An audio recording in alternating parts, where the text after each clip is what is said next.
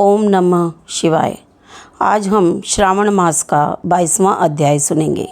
श्रावण मास में श्रावण मातम्य सुनने का बड़ा ही महत्व है। जो भी इस मातम्य को मन लगाकर सुनता है वह शिव जी बोले हर मनोकामना उसकी पूर्ण करते हैं। 22वां अध्याय आरंभ करते हैं। सर्व काम फलप्रद संकट हरण व्रत। शरद कुमार ने भगवान सदाशिव से पूछा, हे भगवान, श्रावण शुक्ल चतुर्थी के दिन सर्व काम फलप्रद संकटहरण देवादेव का किस विधि से व्रत तथा पूजन करें, कब उद्यापन करें, मुझे विस्तार पूर्वक बताने का कष्ट करें। भगवान शंकर ने कहा, चतुर्थी के दिन सुबह उठकर दातुन आदि करके पुण्यदाता शुभ संकटहरण नाम का व्रत का संकल्प करना चाहिए। हे देवेश, मैं आज चंद्रमा के उदय होने तक निराहार रहूँगा। आपकी पूजा कर भोजन करूँगा। मेरे ऊपर आए संकट को दूर करें।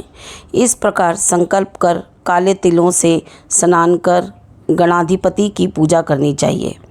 अपनी सामर्थ्य के अनुसार स्वर्ण, चांदी या तांबे की गणेश जी की मूर्ति बनवाएं। यदि इतना न हो सके तो मिट्टी की प्रतिमा कुम्हार से बनवाएं। पहले अष्टदल कमल के ऊपर घट स्थापित करना चाहिए। उसमें जल भरकर स्वच्छ वस्त्र से ढक दें और उसके ऊपर प्रतिमा रखकर षोडश उपचार द्वारा वैदिक मंत्रों या तांत्रिक मंत्रों से पूजा करनी चाहिए।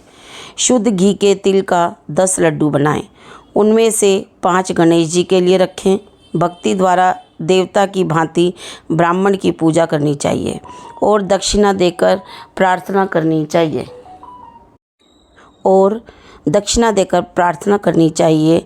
आपके निमित्त इन 5 लड्डुओं को फलों तथा दक्षिणा सहित दे रहा हूँ। आप इन्हें ग्रहण करें। आपत्ति से मेरा उद्धार करें। जो कुछ मैंने द्रव्यहीन कम या अधिक दिया है, हे विप्र रूप गणेश्वर, वह सब परिपूर्ण हो। इसके बाद ब्राह्मणों को स्वादिष्ट भोजन कराना चाहिए और चंद्रमा को अर्घ देना चाहिए।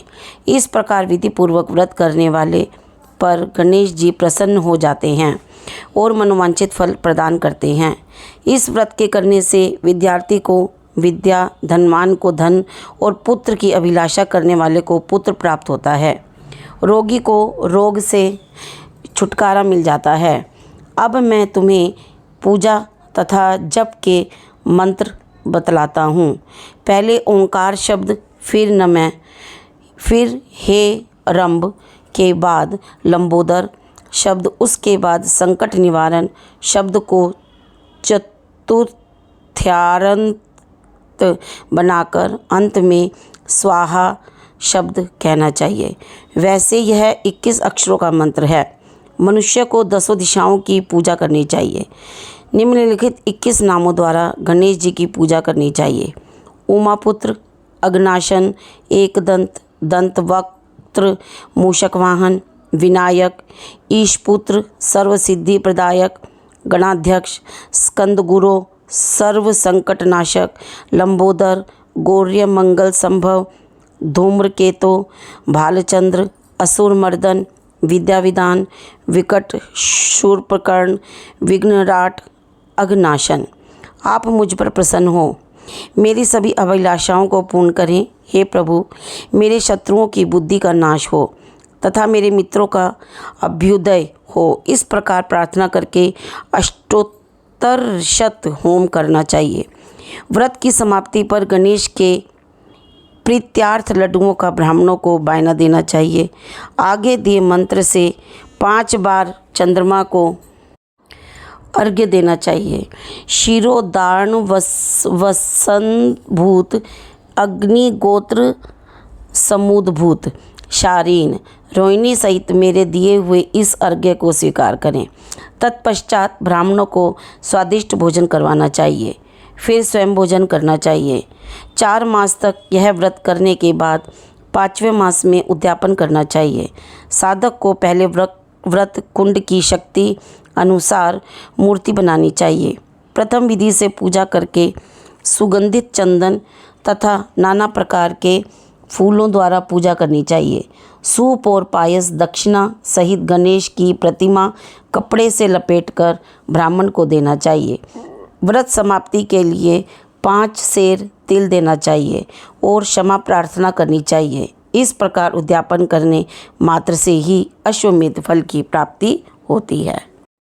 सनत कुमार, मेरे कहने से पूर्व पार्वती ने इस व्रत को 4 मास तक संकल्प की प्राप्ति के लिए किया था। 5वें मास में उन्होंने पुत्र कार्तिकेय को प्राप्त किया था। महर्षि अगस्त्य ने समुद्रपान के समय इसे किया था। 3 मास पश्चात उन्हें विघ्नेश के प्रसाद स्वरूप सिद्धि प्राप्त हो गई थी। हे मुनीश्वर, इस व्रत को दमयंती ने 6 मास तक किया था। तभी उसने महाराज नल के दर्शन किए थे। अनिरुद्ध को खोजती चित्रलेखा ने इस व्रत को किया। वह कहाँ गए? उन्हें कौन ले गया? बाणासुर के यहाँ जाने पर प्रद्युम्न व्याकुल हो गए। तब उनसे रुक्मणी ने बड़े प्रेम से कहा, पुत्र, मैं तुमसे जिस व्रत को कहने जा रही हूँ उसे ध्यानपूर्वक सुनो। पूर्व समय में तेरे जन्म काल के समय मेरे सोरी घर से तुझको एक राक्षस चुरा कर ले गया था। बस मेरा हृदय तेरे वियोग में छलनी हो गया। मैं रोती थी कि मैं अपने लाल का मुख कब देखूंगी। उस समय जब दूसरी स्त्रियों के पुत्रों को देखती तो पुत्र वियोग से पागल हुई मैं कहती, कहीं यह मेरा पुत्र तो नहीं। इस तेरे वियोग का दुख झेलते हुए कई वर्ष व्यतीत हो गए। प्रभु कृपा से हमारे यहाँ लोमश ऋषि आ गए। उन्होंने मेरी दशा को देखकर मुझसे संकट चतुर्थी का व्रत करने को कहा। उनकी आज्ञानुसार मैंने 4 बार यह व्रत किया। व्रत के प्रभाव से तुमने वापस लौटकर शंबरासुर का वध किया था। अतः यदि तुम भी इस व्रत को करोगे तो अवश्य ही तुम्हारे पुत्र का पता चल जाएगा और वह घर वापस लौट आएगा। माता के आदेशानुसार प्रद्युम्न ने भी गणेश जी के प्रीत्यार्थ विधिवत इस व्रत को किया। तभी नारद जी ने आकर उनको बताया कि अनिरुद्ध वाणासुर पुरी में हैं। उसी समय प्रद्युम्न वाणासुर पुरी में गए और वाणासुर को सैन्य सहित जीतकर अपने पुत्र को पुत्रवधू सहित ले आए। प्राचीन काल में दूसरे देवताओं ने भी विघ्नेश के प्रीत्यर्थ इस व्रत को किया था। मृत्युलोक में इस व्रत के समान सिद्धि देने वाला और कोई व्रत नहीं है। अधिक कहने से क्या लाभ। इस व्रत का उपदेश नास्तिक और शठ को नहीं देना चाहिए। शिष्य या श्रद्धायुक्त साधु को तुम इसका उपदेश दे सकते हो। हे मामुने, तुम धर्मिष्ठ, विघ्ननंदन तथा मेरे प्रिय हो, इसलिए मैंने तुमको इस व्रत का उपदेश दिया है। बोलो शिव पार्वती की जय। 22वां अध्याय संपूर्ण हुआ। अगर आपको अध्याय अच्छा लगा हो तो लाइक करें, शेयर करें, सब्सक्राइब करें और बेल वाला बटन दबा दें ताकि आपको आगे आने वाला अध्याय जल्द ही मिल जाए। राधे राधे।